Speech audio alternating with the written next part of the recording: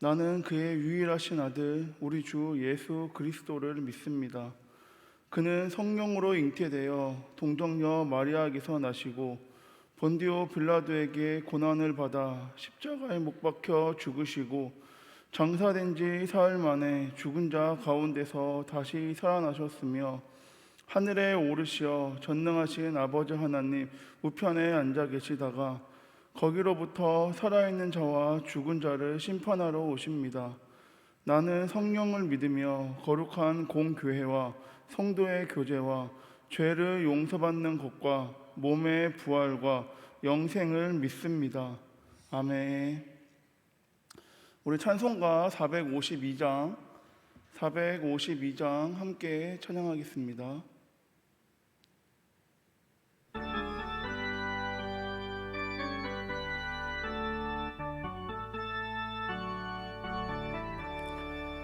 내 모든 소원 기도의 제목 예수님 닮기 원함이라.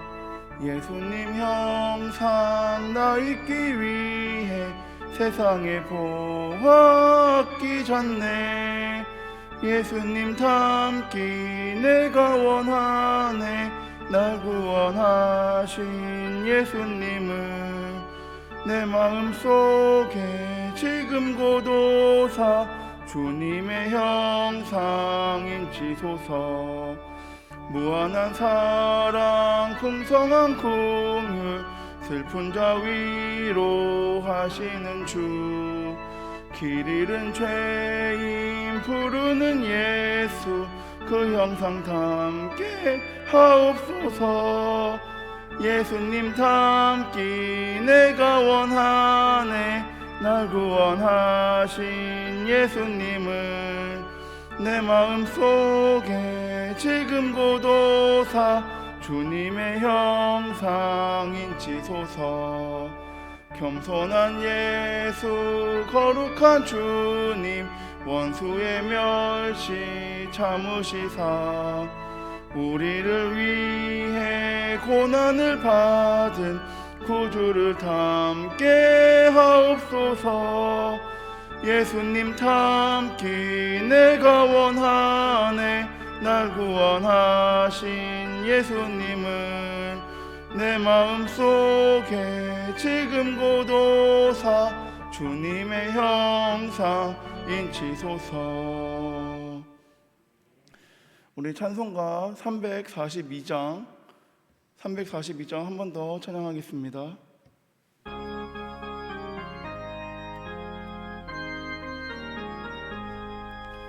너 시험을 당해 죄 짓지 말고 너 용기를 다해 곧 물리치라. 너 시험을 이겨 새 힘을 얻고 주 예수를 믿어 늘 승리하라. 우리 구주의 힘과 그의 위로를 빌라. 주님 내 편에 서서 항상 도우시리. 내 친구를 삼가 잘 선택하고 너행을 삼가 늘 조심하라. 너 열심을 다해 늘 충성하고 온 정성을 다해 주 봉사하라. 우리 구주의 힘과 그의 위로를 빌라. 주님 내 편에 서서 항상 도우시리. 잘 이기는 자는 상 받으리니 너 낙심치 말고 늘 전진하라. 내 구세주 예수 힘 주시리니 주 예수를 믿어 늘 승리하라. 우리 구주의 힘과 그의 위로를 빌라. 주님 내 편에 서서 항상 도우시리. 아멘. 주님을 닮아가는 것이 우리의 소원과 기도 제목이 되길 원합니다. 우리에게 값없이 부어주시는 주님의 사랑과 은혜를 기억하며 우리 삶으로 나타내길 원합니다. 내 힘과 경험이 아닌 우리 구주의 힘과 능력을 의지함으로 나아가길 원합니다. 이 시간 주님의 이름 한 번 부르고 함께 기도하겠습니다. 주여, 사랑이 많으신 주님 감사합니다. 우리를 위해 독생자 예수님을 이 땅에 보내주신 하나님, 우리를 위해 십자가의 사랑으로 사망에서 생명으로 인도하신 예수님 감사합니다. 값없이 부어주시는 주님의 사랑과 은혜를 기억하며 나아가길 원합니다. 내 힘과 경험이 아닌 오직 세상의 시선과 방법이 아닌 살아계신 주님만을 의지하며 나아가오니 구주의 힘과 능력을 의지하며 나아가는 공동체 되기 원하오니 주님 역사하여 주시옵소서. 주님을 닮아가는 것이 우리의 소원과 기도 제목이 되기 원합니다. 세상 가운데 주님의 형상을 나타내는 것이 주님의 빛과 소금 되어 어두움을 밝히고 부패한 세상 가운데 주님의 모습을, 주님의 형상을 나타내는 것이 우리의 소원과 기도 제목이 되기 원합니다. 주님, 이 시간 역사하여 주시옵소서. 이 시간 우리의 목소리 가운데 응답하여 주시옵고 이곳에서 주님을 향한 우리 가운데 주님께서 주목하여 주시옵소서.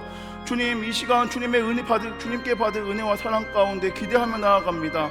우리의 시선과 마음이 오직 살아계신 주님만을 향하게 하여 주시옵고 사단의 모든 권세 가운데 이겨내 주시옵소서.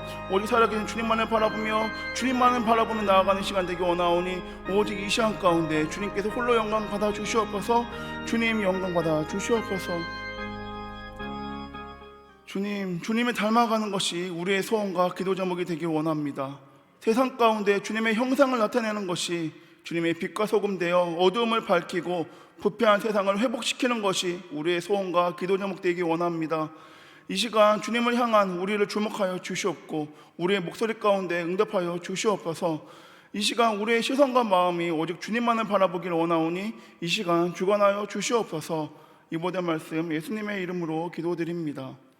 아멘. 오늘 우리가 함께 나눌 하나님의 말씀은 고린도 후서 1장 8절부터 10절까지의 말씀입니다.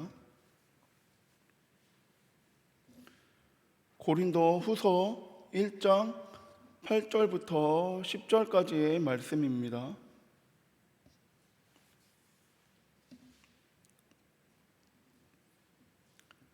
네, 다 찾으셨으면 제가 봉독하겠습니다.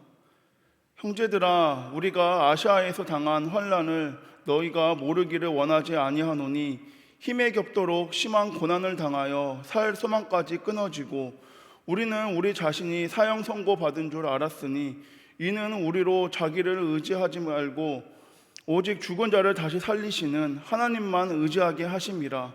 그가 이같이 큰 사망에서 우리를 건지셨고 또 건지실 것이며 이후에도 건지시기를 그에게 바라노라. 아멘.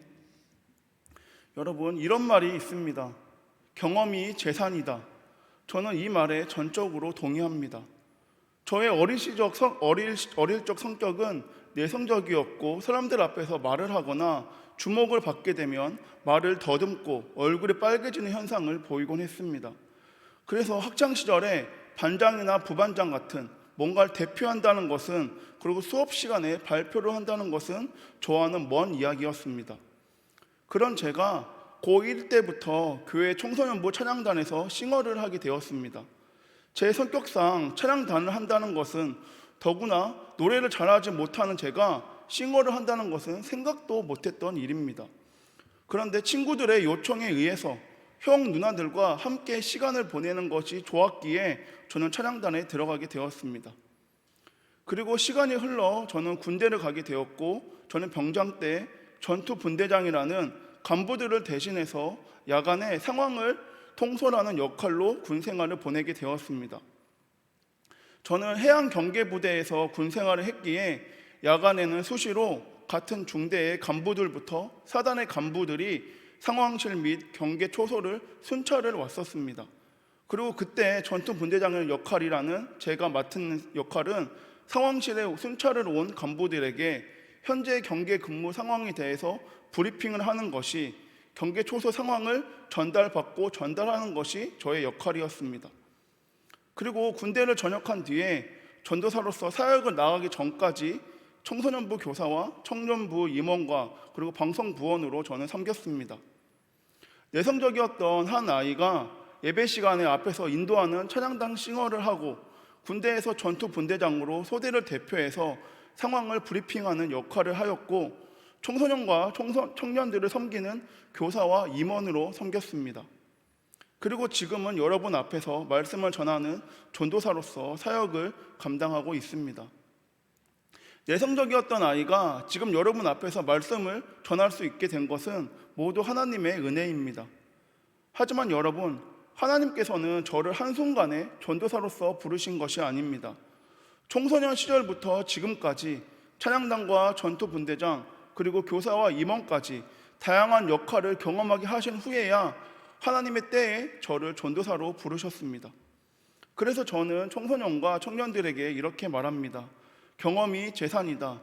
경험만큼 인생에 도움되는 것이 없다. 그리고 어떠한 경험이든 나중에 하나님께서 다 사용하신다.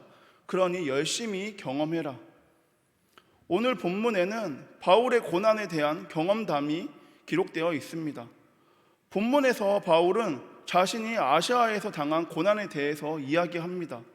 그 고난이 얼마나 심했는지 살 소망이 끊어졌다, 사형 선고를 받은 것 같았다 라고 말합니다. 그가 어떠한 고난을 겪었기에 살 소망까지 끊어졌을까요? 오늘 본문에는 바울이 겪은 고난이 무엇인지 나와 있지 않습니다. 하지만 고린도후서 11장에 보면 그가 어떠한 고난을 겪었는지 자세히 나오고 있습니다.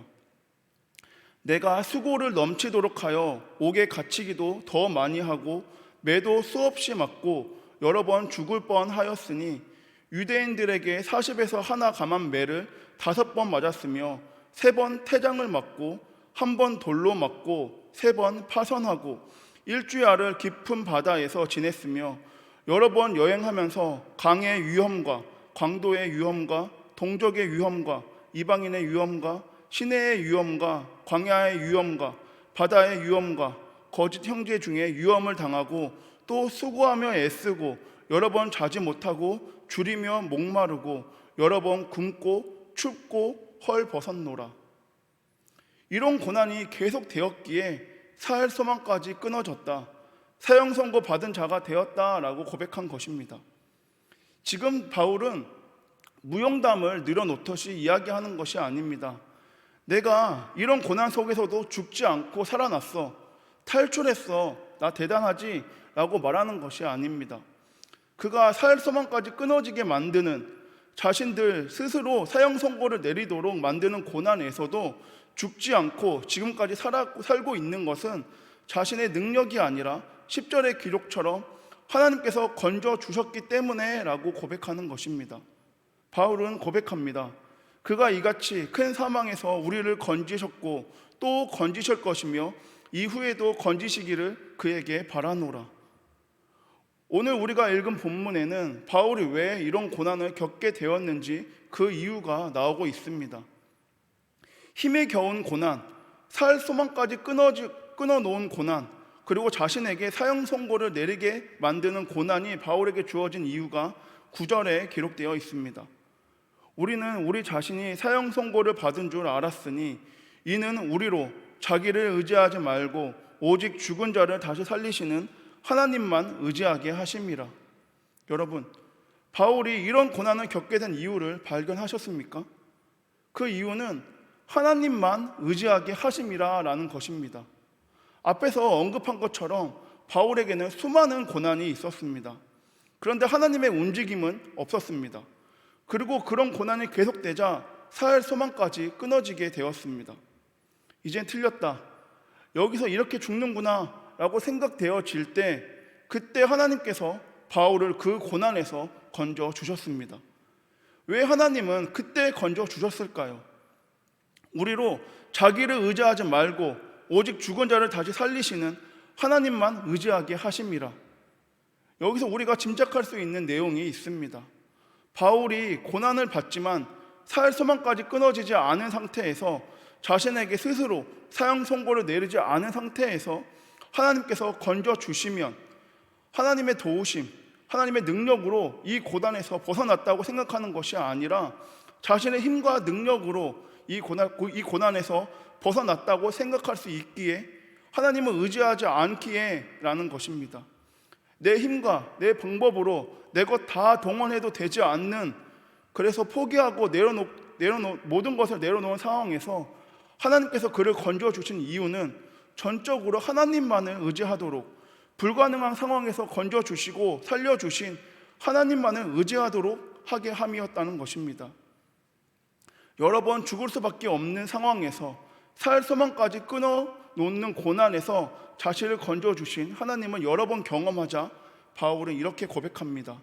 10절에 그가 이같이 큰 사망에서 우리를 건지셨고 또 건지실 것이며 이후에도 건지시기를 그에게 바라노라. 바울의 이 고백에는 어떠한 의미가 있습니까? 나는 이제 하나님만 의지한다, 어떠한 상황에서도 하나님만 의지한다라는 것입니다.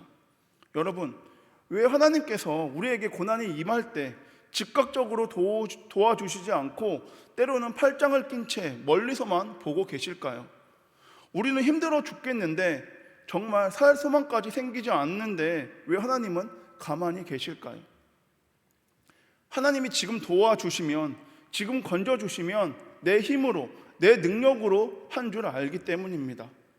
하나님이 아닌 자기 자신을 더 의지하기 때문입니다. 하나님이 아닌 자기 자신을 더 신뢰하기 때문입니다. 그래서 내가 포기하고 내가 내려놓을 때 하나님께서 기지개를 펴시며 그때부터 일하시는 이유는, 그래야 하나님의 능력을 인정하고 이후에 우리가 하나님을 더욱 의지하기 때문에 그렇습니다. 여러분, 사사기에 기드온이라는 사람의 이야기가 나옵니다. 기드온이 미디안과 아말렉 군대 13만 5천 명을 상대로 전쟁을 치를 때 하나님께서 기드온에게 허락하신 이스라엘 군사의 수는 300명이었습니다. 이스라엘이 처음부터 300명만 모인 것은 아닙니다. 처음에는 3만 2천 명이라는 사람이 모였습니다. 그런데 하나님께서 3만 1,700명을 돌려보내시고 나머지 300명만 데리고 가서 13만 5천 명을 상대하라고 명령하셨습니다. 그리고 하나님께서 이렇게 말씀하십니다. 사사기 7장 2절입니다. 여호와께서 기드온에게 이르시되 너를 따르는 백성이 너무 많은즉 내가 그들의 손에 미디안 사람을 넘겨주지 아니하리니 이는 이스라엘이 나를 거슬러 스스로 자랑하기를 내 손이 나를 구원하였다 할까 함이니라. 여러분, 하나님이 13만 5천 명을 상대하려면 3만 2천 명도 턱없이 모자란 숫자인데 그 중에서도 3만 1,700명을 돌려보내신 이유가 뭐라고 합니까? 3만 2천 명이 나갔을 때 하나님께서 승리하게 하시면 그들이 생각하기를 하나님이 도와주셔서 이겼다라는 것이 아니라 자신들이 강해서 승리했다고, 내 손이 나를 구원했다고 생각할 수 있기 때문에 그렇습니다.